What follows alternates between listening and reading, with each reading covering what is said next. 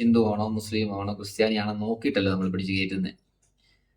അതിനകത്തൊരു തീവ്രവാദ ചിന്താഗതിയുള്ള ഒരാൾ പോലും ആ സമയത്ത് അങ്ങനെ ചിന്തിക്കത്തില്ല. അത് ഹൃദയമാണ് അവിടെ ആക്റ്റീവായി നിൽക്കുന്നത്.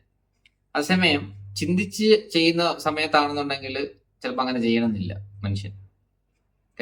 അയാളൊരു വർഗീയവാദിയാണെന്നുണ്ടെങ്കിൽ അയാളുടെ ആൾക്കാരെ മാത്രമേ അയാൾ സഹായിക്കത്തുള്ളായിരിക്കും.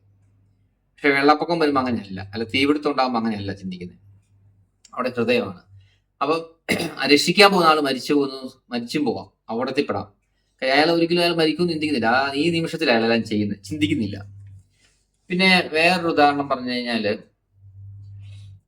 ഞാന് എൻ്റെ മദറുമായിട്ട് പുറത്തോട്ട് പോകുമ്പോൾ വണ്ടിയിൽ പോകുമല്ലോ, വണ്ടിയിൽ ഓരോ കാര്യങ്ങളൊക്കെ പോകുമ്പോൾ മദർ മരിച്ചു പോയിട്ട് ഇപ്പോൾ 1 വർഷമായി.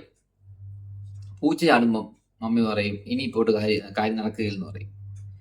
അവിടെ പൂച്ചയ്ക്ക് യാതൊരു ശരിക്കും ഒന്നും ചെയ്യുന്നില്ല. പക്ഷെ മമ്മിയുടെ കൊച്ചിലെ മമ്മിയെ പ്രോഗ്രാം ചെയ്തിരിക്കുക. അങ്ങനെ ആരൊക്കെയോ പറഞ്ഞു കൊടുത്തിരിക്കുക, ഇങ്ങനെ പൂച്ച ചാടിയാൽ ആ പോയ കാര്യം നടക്കുക.